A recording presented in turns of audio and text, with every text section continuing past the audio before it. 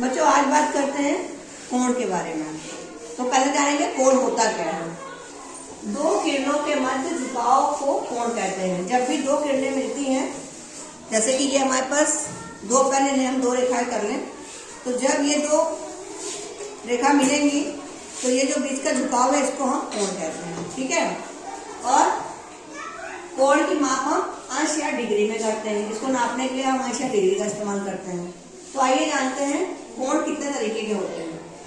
तो जैसे कि आप पहले ये जान रहे हो कि अगर एक गोला मेरे पास है, तो अगर कोण यहाँ से शुरू करें तो ये 0 से लेकर के 180 तक होता है 94 नाप, और 180 फिर यहाँ से ये दो चाने हैं, एक सीधा ऊपर रखा और एक नीचे रखा, और यहाँ पर फिर 0 से 180 तक होता है। तो ये पूरा कोण होता है 360 डिग्री का, जिसमें एक चौथाई होता है 90 डिग्री का, फिर एक चौथाई होता है 90 डिग्री का, एक चौथाई फिर 90 डिग्री और फिर 90 डिग्री। यानी यहाँ 0 से शुरू करेंगे 90, 90 से 180, 180 से 270 और 270 से 360। इसी के आधार पर हम कोण का नाप करते हैं।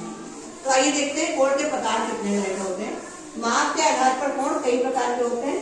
सबसे पहले हम शुरू करेंगे शून्य कोण से।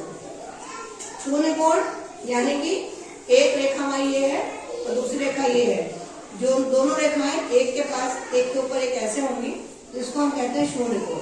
जहां पर कोई भी झुकाव कोण नहीं है, यानी झुकाव कोण यहाँ पे शून्य है, तो इसको हम कहते हैं शून्य कोण। फिर बात करते हैं न्यून कोण की। न्यून कोण में एक रेखा हमारे पास ऐसे है और दूसरी रेखा हमारी ऐसे है। दोनों का बीच का झुकाव जो है, ये झुकाव जो है वो 0 से 90 के बीच में है। यानी कि यहाँ आप देख लो 0 से 90 के बीच में है। तो जो भी कोण 0 से 90 के बीच में होंगे, चाहे ऐसे हो, चाहे ऐसे, चाहे ऐसे, चाहे ऐसे, चाहे ऐसे, इसको हम कहते हैं न्यून कोण। उसके बाद बात करते हैं समकोण की। समकोण में हमारे पास दो रेखाएं हैं। ये जब 90 डिग्री का कोण बनाता है तो उसको हम कहते हैं समकोण। यहाँ पर आप देख रहे हो। फिर अधिक कोण। यही कोण जब और थोड़ा बड़ा हो जाता है, 90 से ज्यादा हो जाता है और 180 से कम होता है, तब इसको हम कहते हैं अधिक कोण। यहाँ आप देखो, इधर 180 से कम है और 90 से ज्यादा है, तो 90 डिग्री से ज्यादा और 180 डिग्री से कम कोण को कहते हैं अधिक कोण। फिर अगर यही कोण और बढ़ा दें तो ये अधिक कोण था, ये इसको ऐसे कर देंगे, ये हो जाएगा हमारा पूरा 180 डिग्री। तो इसको हम बोलते हैं ऋजु कोण या 180 डिग्री का कोण। अब बात करते हैं बृहद कोण की।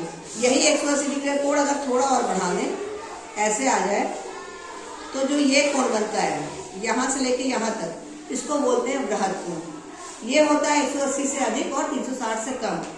अब आखिरी में बात करते हैं संपूर्ण कोण। संपूर्ण कोण ऐसे होगा कि हमारा दो रेखाएं हैं, एक रेखा ये है, दूसरी रेखा यहाँ से चलेगी कोण में आती हुई और वापस वहीं पे आ जाएगी, तो इसको कहते हैं संपूर्ण कोण। तो ये शून्य कोण और संपूर्ण कोण एक ही जैसा होता है। इसे हम शून्य डिग्री भी कह सकते हैं और 360 डिग्री कोण भी कहते हैं। तो ये हमारा हो जाएगा संपूर्ण कोण। इसको हम मूल कोण या 360 डिग्री, दोनों कोण एक ही जैसे होते हैं। तो उम्मीद करते हैं आपको कोण के प्रकार समझ में आ गया होगा। Thank you.